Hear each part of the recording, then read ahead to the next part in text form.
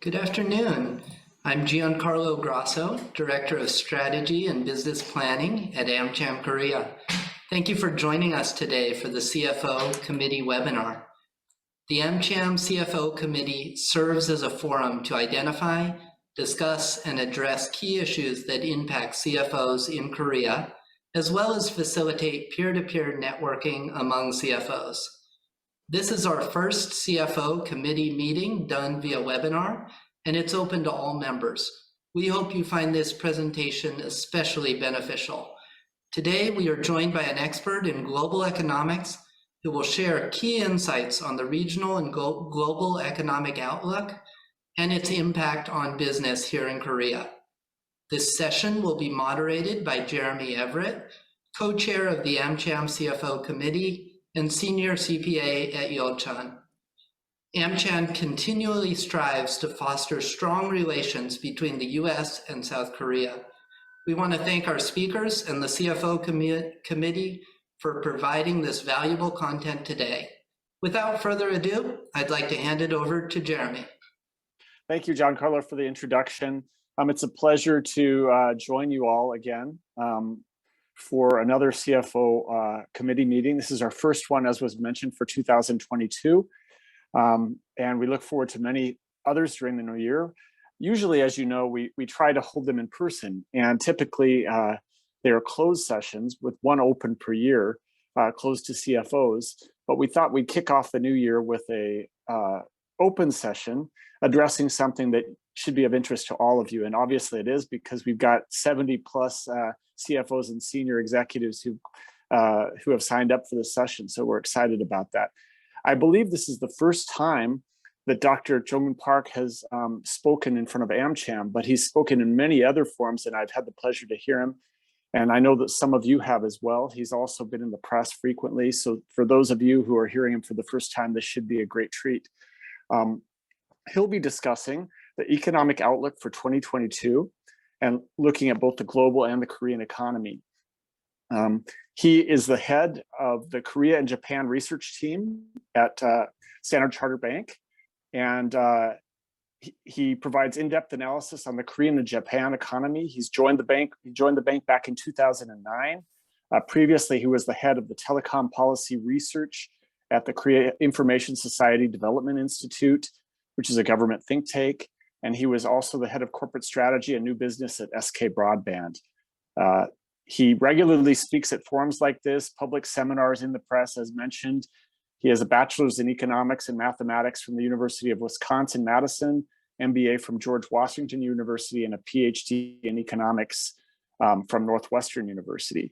Now, I'm sure that we've got a lot of questions that we'd like to address to Dr. Park today, but if we could hold our questions to the end, and I think we'll have maybe 10 minutes for questions at around 4:50.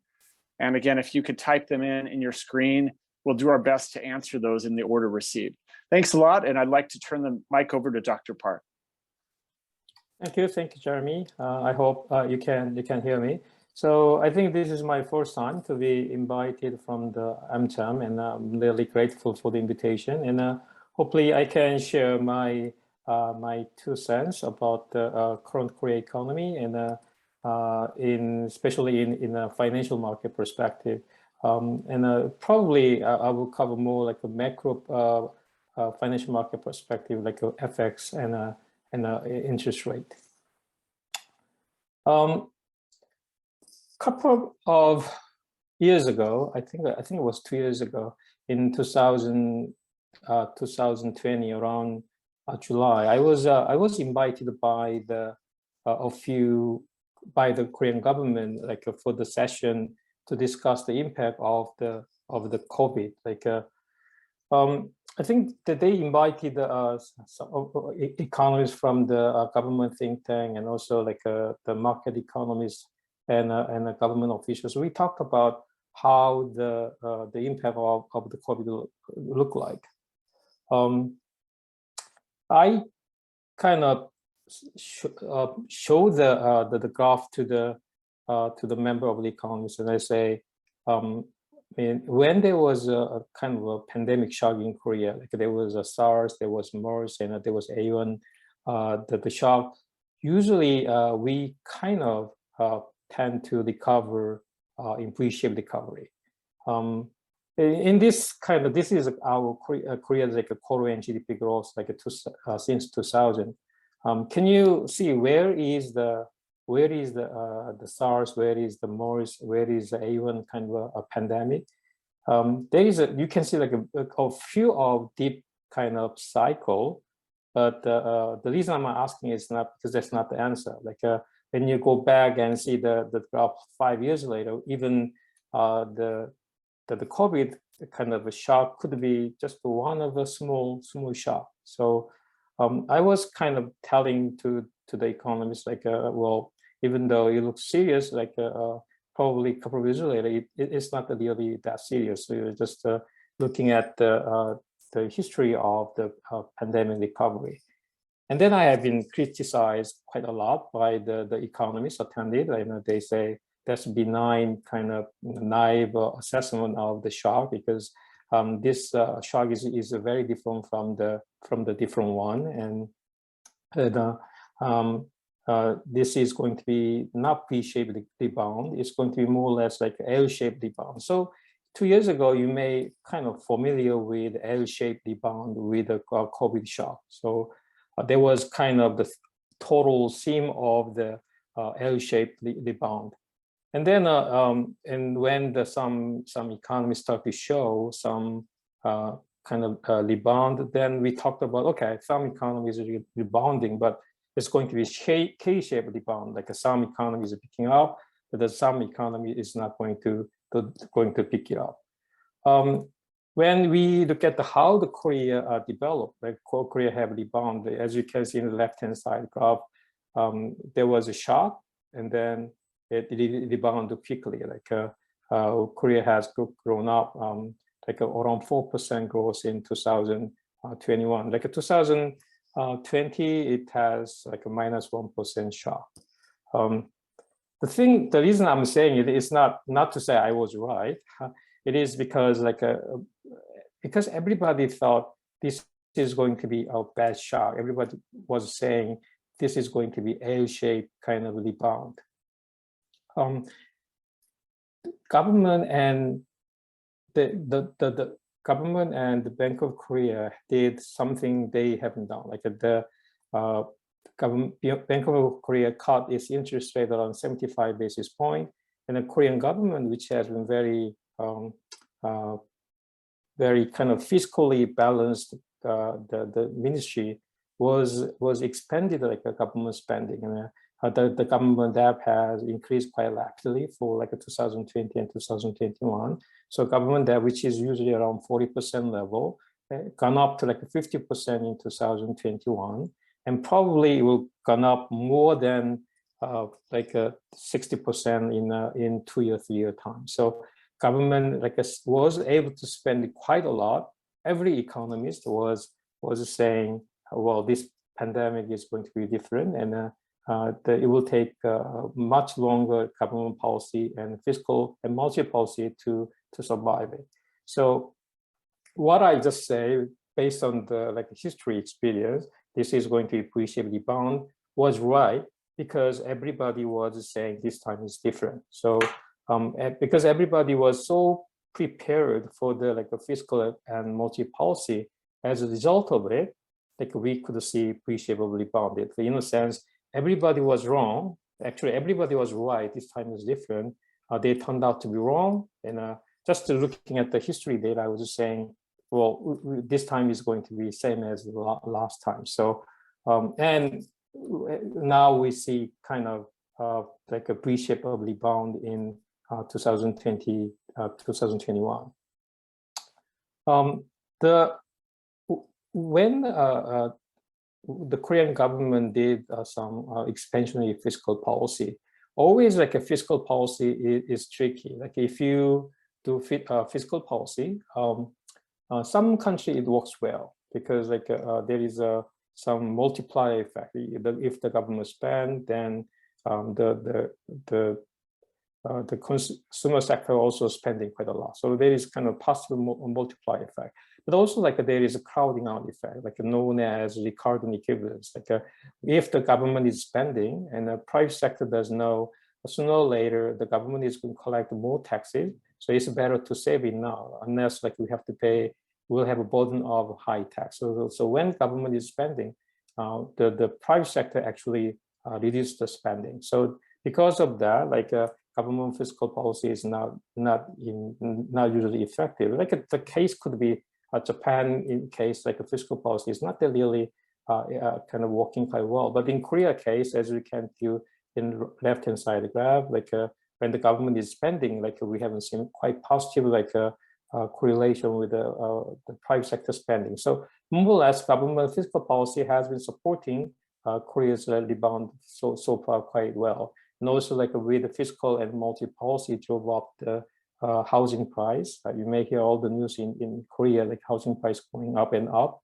And actually, when the house price goes up, instead of reducing the household spending, like a household tend to spend more, like more or less like when their housing price goes up, they actually happy with it, and usually like the people who has a house spending more. So like there has been some positive correlation with the fiscal policy and multi-policy, and also like it's kind of a result of the housing price and the spending. So more or less like Korea was kind of go through the pandemic shock in 2021 quite relatively well. So Korea could achieve like a 4% growth compared to like other like emerging countries. Another reason Korea was able to do well was because of a strong growth.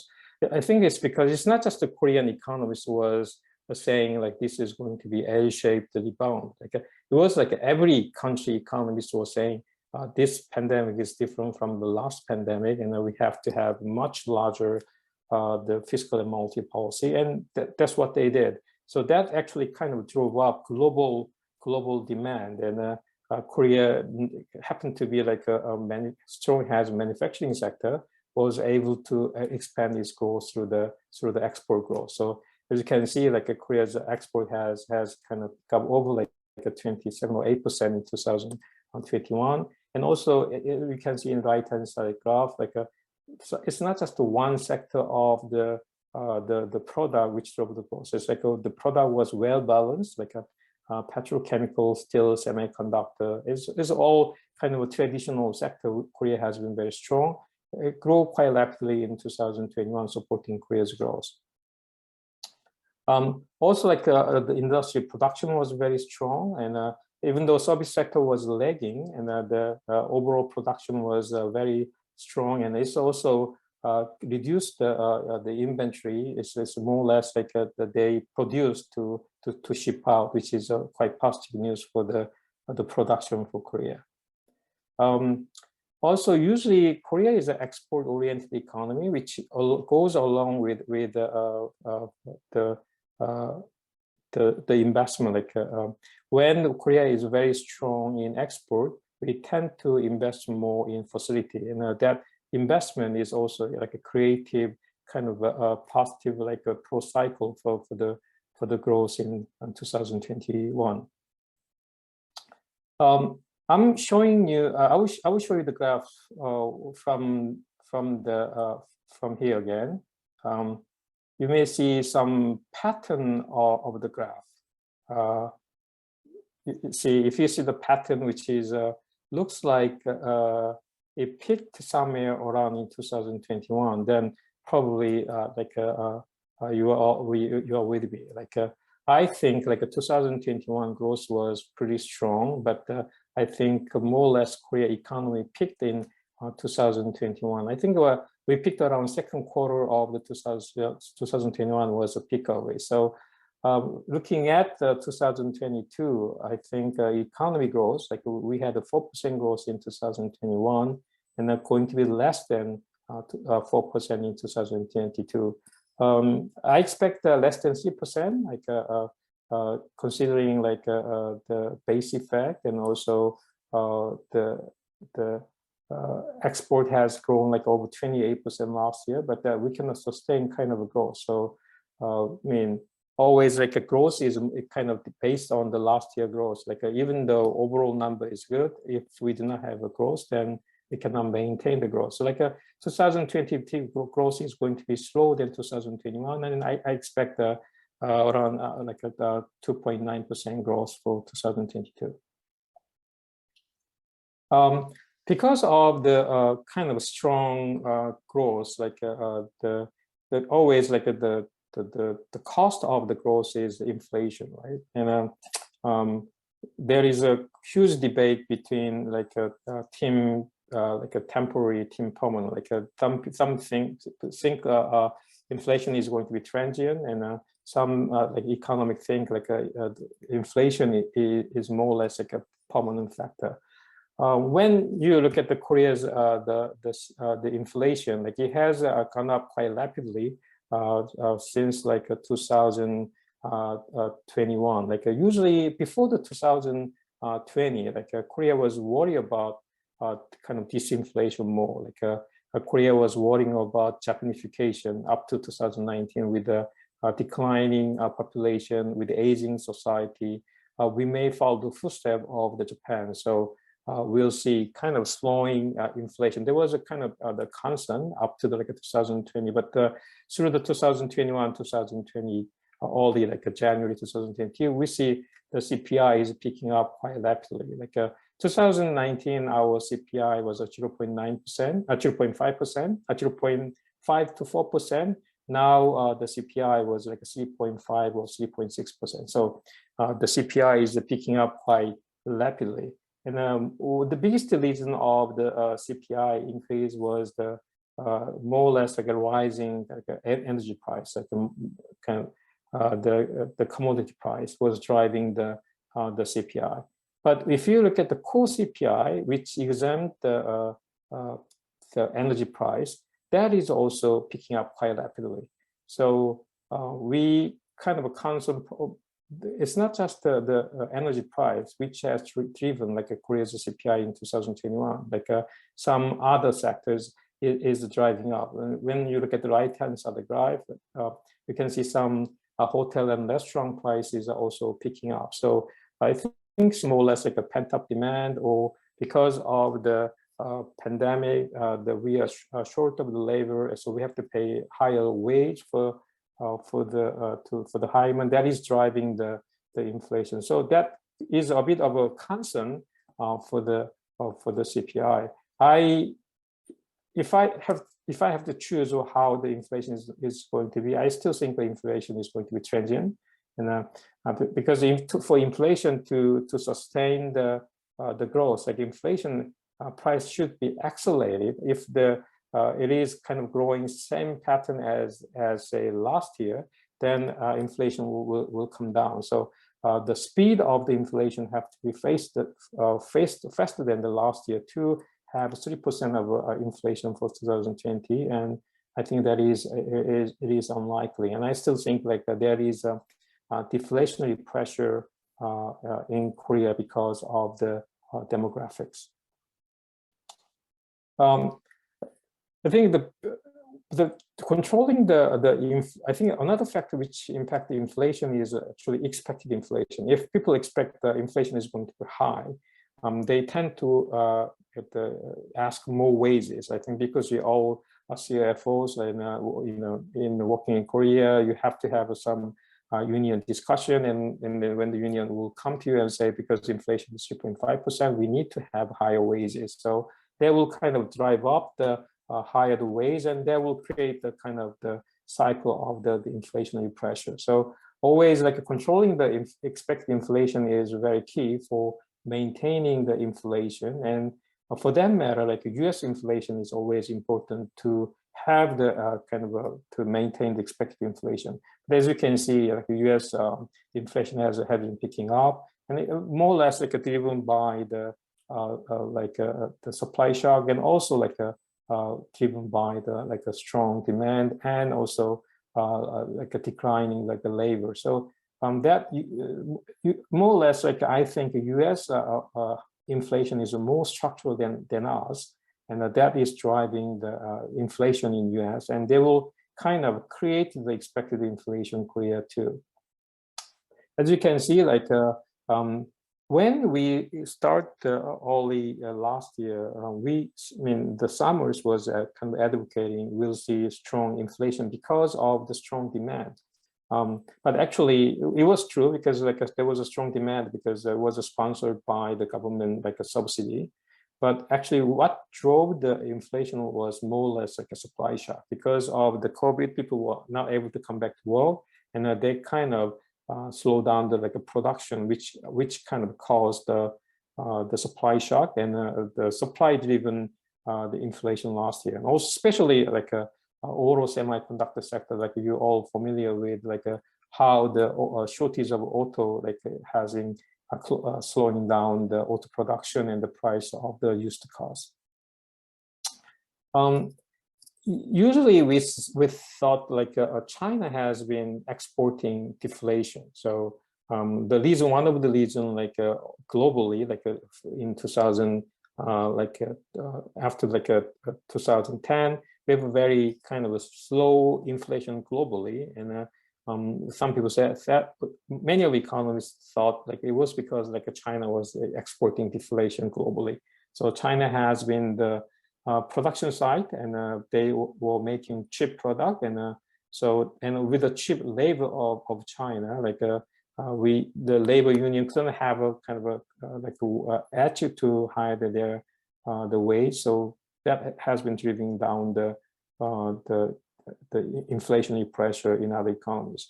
Now there is some concern China may start to export the inflation, like as wage in China also goes up, and as the Chinese PPI goes up, like the products like the Chinese exporting is going up, that it will drive some inflation pressure. And then we start to see like when we look at the flows of it, like the price which comes out of China is actually getting more and more expensive. Also, like when we look at the shortage of the labor and also warehouse and kind of a congestion, current kind of the inflation shock is not going to go away easily. So we should expect more kind of inflationary pressure, at least like a kind of first half, probably almost throughout the 2022. So I said, I think inflation is going to be transient in Korea, but I think Korea will have over 3% inflation for the first half of it.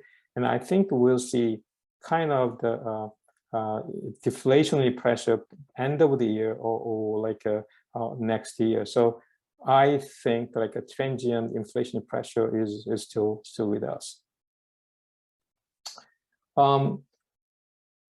When as I say, the biggest driver for the inflation is the rising oil price. Like oil price is last year, 2020 was once it was like lower than zero, but it came up to the like $80, and it is like going up to $9,000. Some people is worried about it may go up over 100. So if the energy price goes up, and then go over like $100, then like as I say, like the speed of the energy price may kind of sustain. Then that can be a concern for the continued like inflation, and that can give more structural inflationary pressure. So right now, like the current continued kind of oil price is some concern, like affecting people's expected inflation, and they may drive up the like inflation pressure become more permanent in 2022.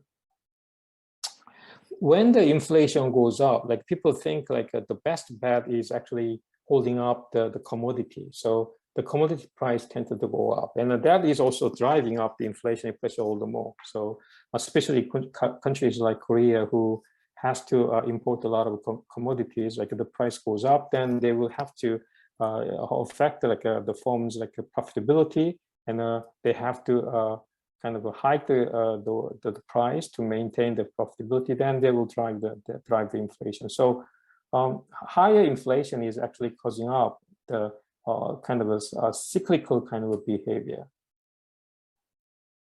And also like the another kind of a commodity, people think like a safe bet during the rising inflation is gold price, and that is also driving up the gold price, and that is also creating kind of the like a self-sufficient cycle of the inflation. With rising inflation, most of the central bank, the biggest objective of the central bank is controlling the inflation. So as inflation is becoming more and more like a persistent, more becoming permanently transient, like a central bank is start to concern with it. So U.S. is kind of concerned with inflation, and they kind of have a pressure to act it. But the things to notice is like, even though there was a lot of talk about the policy change, the Fed is still not breaking. It's not breaking the like a speed. Like for example, hiking the interest rate is more like pushing up the brake, and the quantitative easing is more like de-accelerating. So right now, the Fed is de-accelerating. They are kind of reducing the quantitative easing. So they are reducing the liquidity, but that they are not. They are reducing the speed of the providing more liquidity.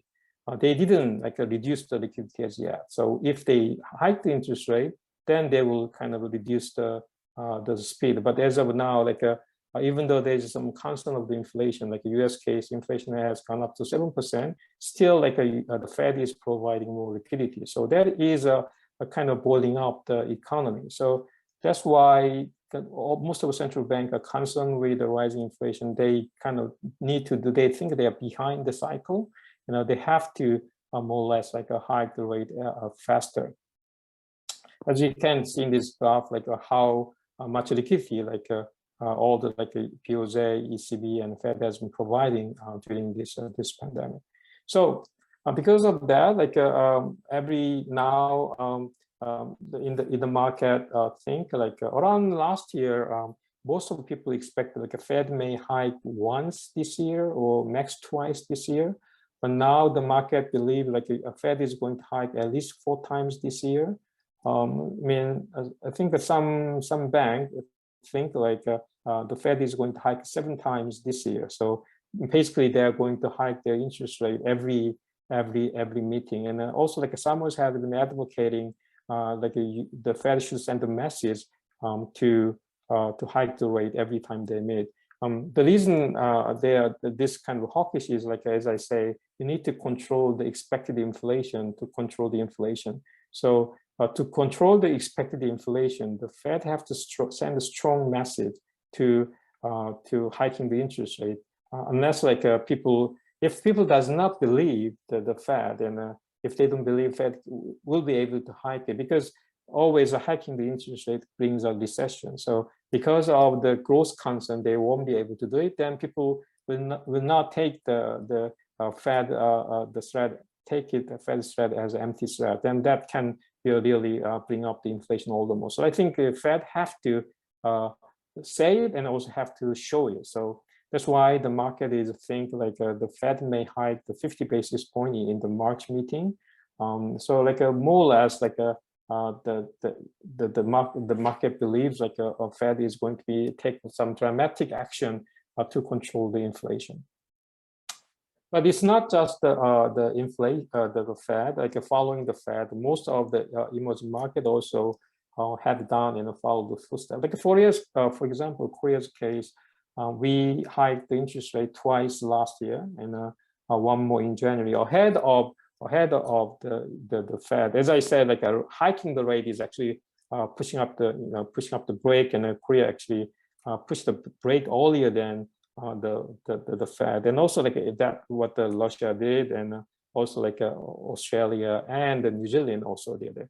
One of the reason we are doing it is like in traditionally U.S. is more or less depend on like for example, U.S. borrowers are borrowing in a fixed rate. So when they have a mortgage, it is more like a fixed mortgage. Koreans are borrowing for the mortgage more floating rate. So when the interest rate goes up, the interest payment burden goes to the borrowers actually. But in US case, usually the higher the interest rate is not going to affect the borrowers interest payment directly. So that's why when the US start to hike, they are able to hike much faster than the other economies. So they can able to hike 300 basis point a year, but developing economies cannot do it. So when the US did it, and because of the with the concern of the capital outflow, emerging market has to follow the US's footstep, and then that brought a lot of kind of the crisis to them, like an Asian crisis, like Russian, default, all happened because of to catch up with the rising US interest rate. So because of that, emerging market knew they have to act earlier than the US. So that's why some emerging market actually did hike the interest rate before US did it. And Korea is actually kind of 3 times ahead of Japan, 3 times ahead of the Fed as of now. In 2022, what we'll see globally is more or less kind of divergent kind of the economic kind of phenomenon.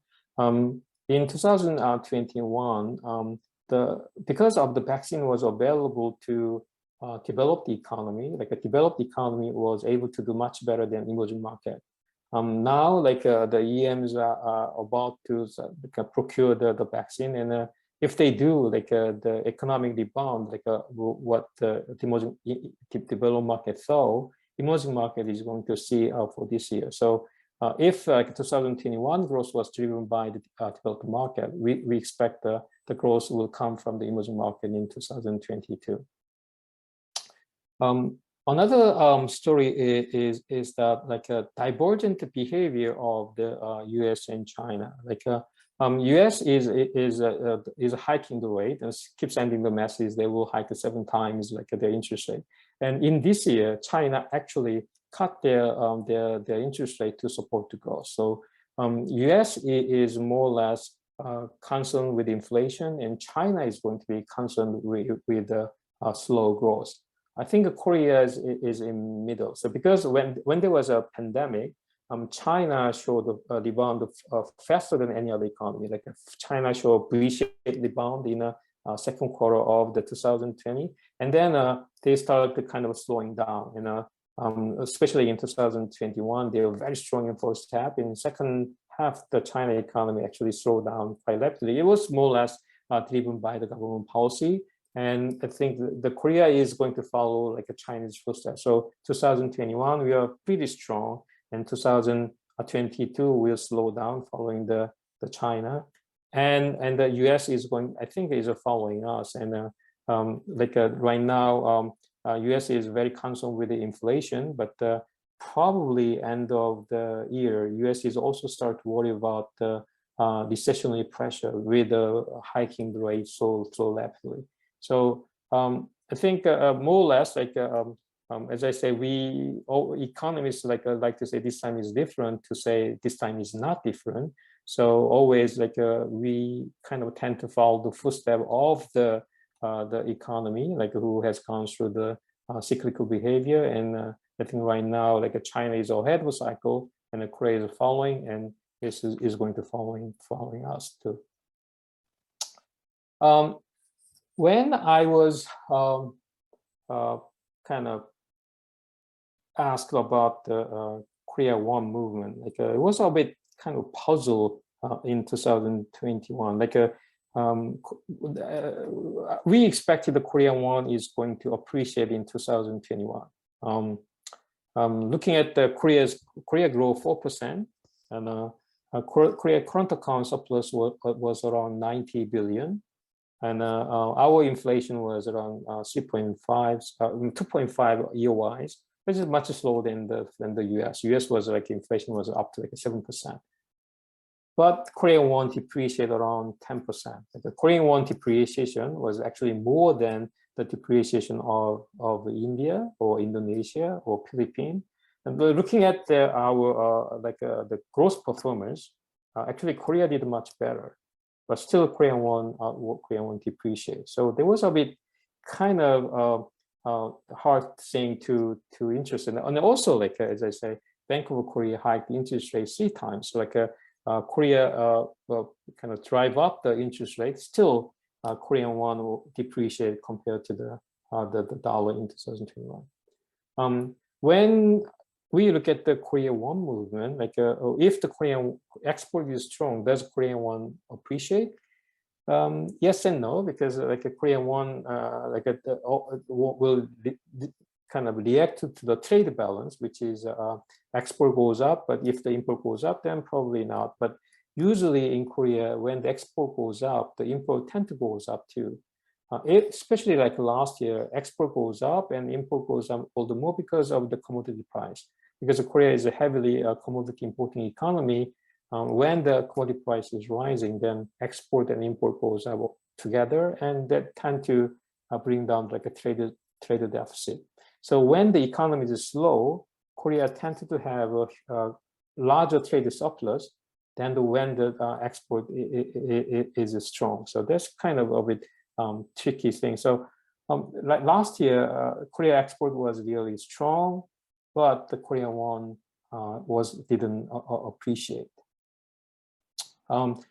The main reason was, as I say, we have a current account surplus of 90 billion. So we made 90 billion US dollars. So Korean won should appreciate. But the reason we have the Korean won depreciation was like there was a lot of outflows through the financial market. So for example, last year, foreigners sold around 28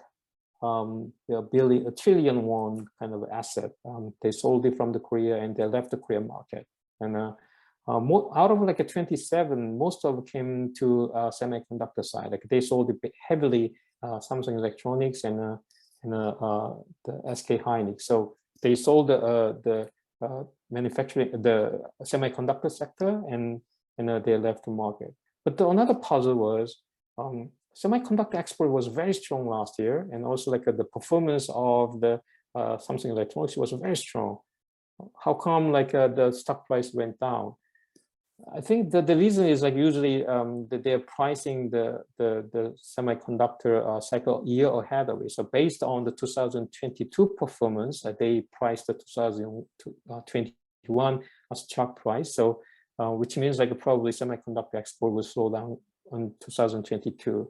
So right now we see some recovery of the semiconductor the companies the stock price, which indicate semiconductor is going to picking up probably in 2023. So 2022 we'll see some signs of slowing down. But there was kind of the equity market belief. But as an economist, when I follow just the flows of export and import, I think there was too much kind of the priced in, and we think semiconductor was pretty resilient, and we expect maintain the kind of resilience in 2022. So we thought like some capital outflow was a bit kind of overdone down last year.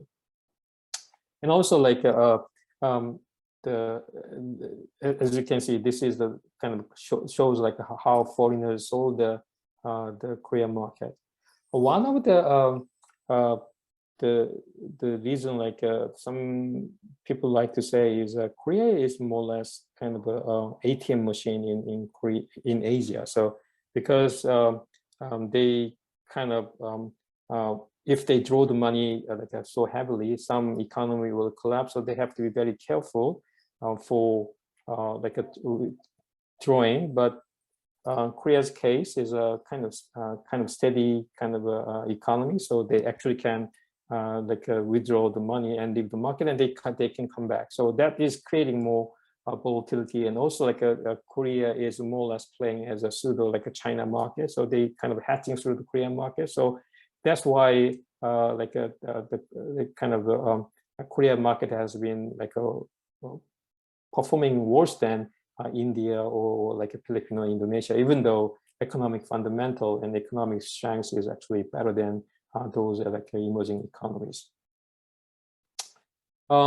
Another reason is like the capital outflow is, it's not just the foreigners are leaving out of Korea. Like a lot of Koreans actually investing out of Korea, especially MPS is investing heavily out of Korea. And they're building up a lot of, so far they're building up a lot of asset, and they are investing out of Korea. I think that's pretty right decision, because if they invest all in Korea, if they have to withdraw all the investment because they have to pay the pension, then they will affect the Korea's financial market. So they need to diversify to reduce the kind of market volatility in Korea. So also Korea equity market is quite small compared to the a global equity market. I think takes only 1% of the global equity market. So it's better for portfolio perspective, they invest out of Korea. So there is a huge outflow from a Korean pension perspective. It's not just that, and also there has been more or less we call it hard chemi, like a lot of the Koreans are investing a few kind of US product, US US stock, like Tesla was one of them. So there has been a lot of Koreans investing out of Korea. I think that's more or less kind of natural as Korea is getting more and more mature economy. Return on capital is declining, so it's better for them to invest out of Korea and investing more which does brings a more more return. So I think that is has been the main driver of the capital outflow, which has been weakened the Korean won in 2021.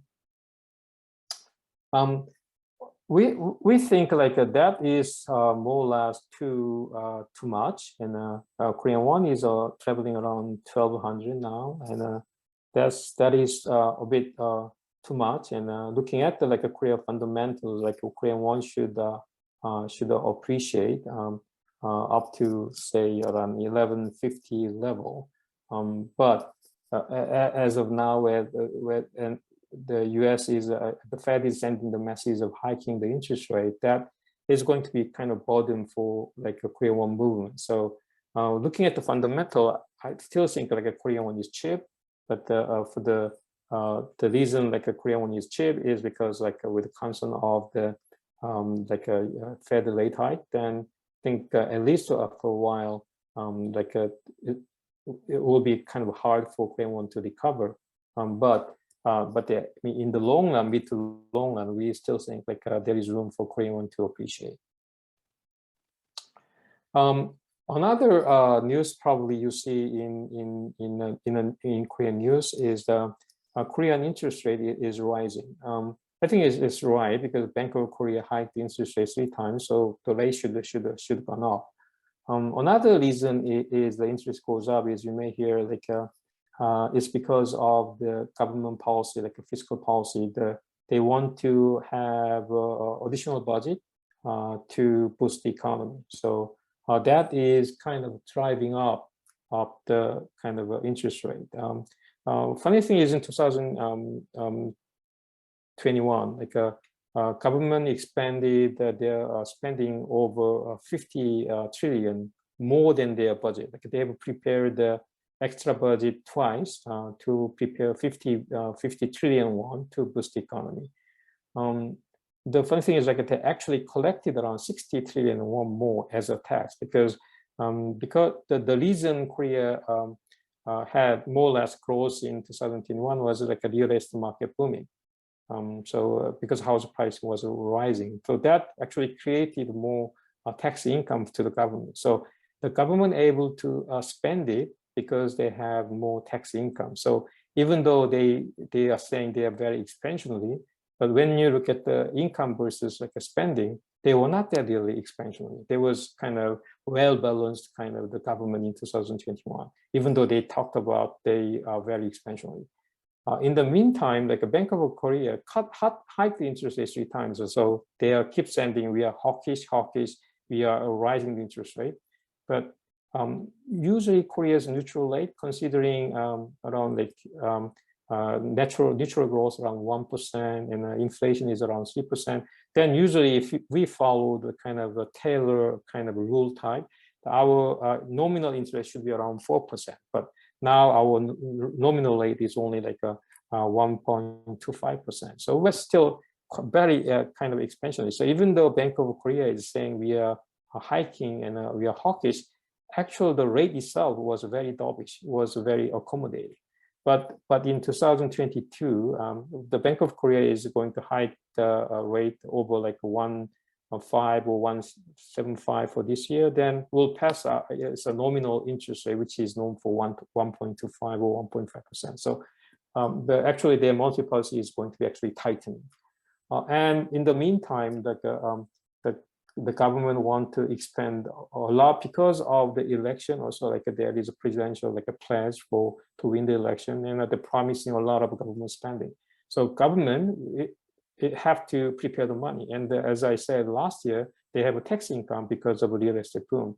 But you may read a newspaper saying that there is almost no transaction in the real estate market because the price gone up so much, and people does not want to buy with a higher price. But at the same time, the people who bought the housing with a high price, they don't want to sell it. So real estate activity is very reduced, which means tax income may decrease compared to 2021. Then the government does not have money for spending. So only way is borrowing from the public. So that will drive up the interest rate. So and they borrow the money, they give the money to SMEs. So what is going to happen is very funny because our government is borrowing, interest will go up, and they give the money to SME. SME are the who are heavily kind of in debt, so they have to pay more in interest rate because interest rate gone up. So all the government money is given to them is going to be more or less useless. So that we call it in economics more or less like a crowding out effect. That is going to be a much bigger news for Korea. So I think Ryan, we see because of the expansionary fiscal policy, we see the kind of the rising interest rate in very front end. That is causing a bit of a problem for Korea's growth. So after the election, I think the Bank of Korea is going to be more dovish. Like right now, they are saying they have to hike the interest rate with the concern of the rising inflation. So they will very aggressive hiking the interest rate.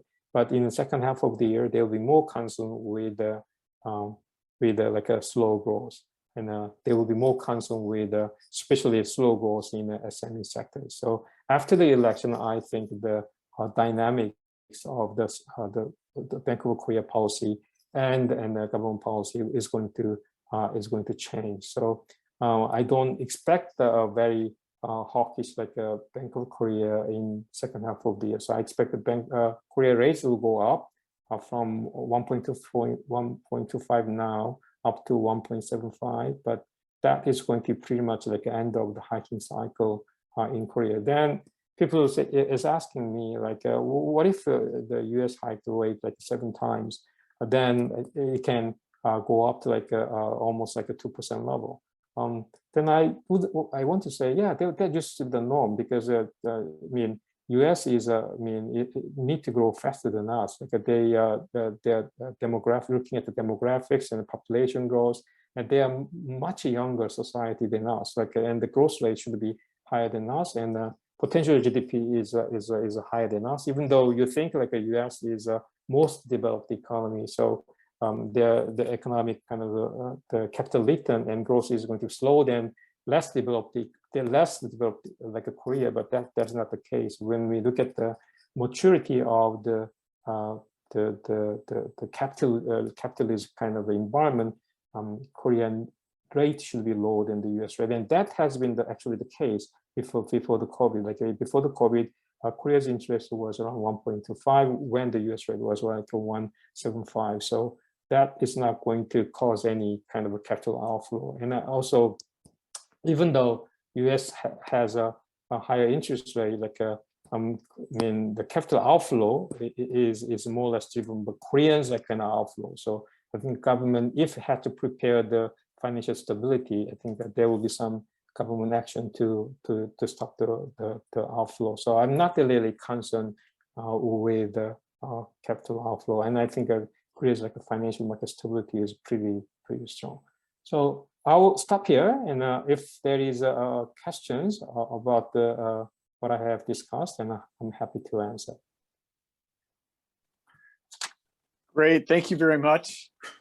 I think it was a fantastic presentation, Dr. Park.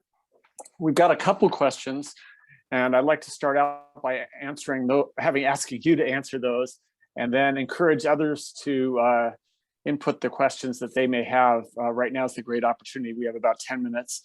And then also, even if you don't have any questions, those of you who are CFOs that will be participants in future CFO committee meetings, if you have any ideas about topics that you'd like covered, you could also feel free to input those in the Q&A section, and we'll be sure to listen to your feedback.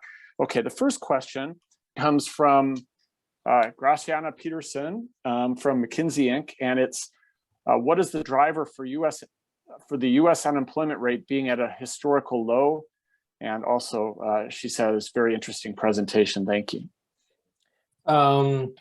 This is quite kind of a funny side of the story. Like in Korea last month, like unemployment rate was in Korea case, unemployment 3.1% went up to 3.8%. So unemployment kind of went up because Korean job market was so good.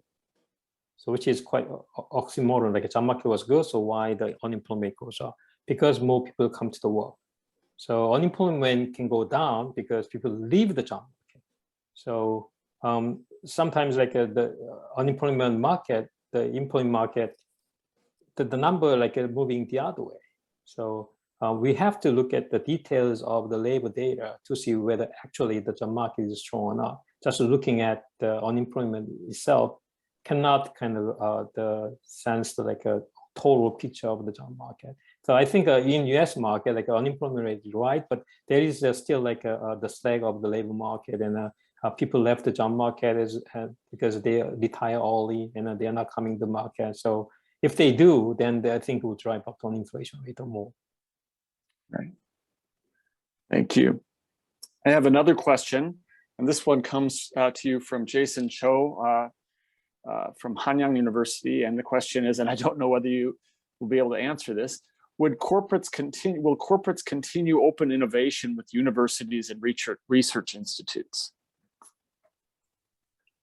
I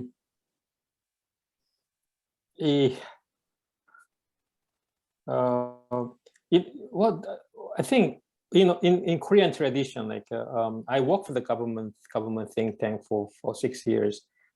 Korea has done a lot of innovation actually through the corporate, government, and university. Like that has been working very, very tight, and that has been the main driver for Korea's like a technology development.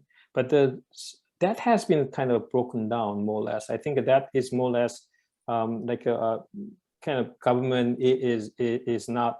Usually school got the money from the government, like more or less the government is kind of hands off from the like a thriving technology, more or less. I think it was in back when I worked for the think tank, like was kind of the Korean government is affected from other economies, like they're actually sponsoring the corporate sector, and supporting government support for the private sector technology was actually kind of banned for the fair competition perspective. So I think that is much weaker now, but in traditionally, I think when the three sectors working together has brought more actually productivity growth. And Korea was actually a good success story, but hopefully we can see more like a government investments through the like a university and technology support for private sector. Thank you very much, Dr. Park. I think those are the questions that we've got right now. Unless somebody comes up with some last minute questions, you're off the hook.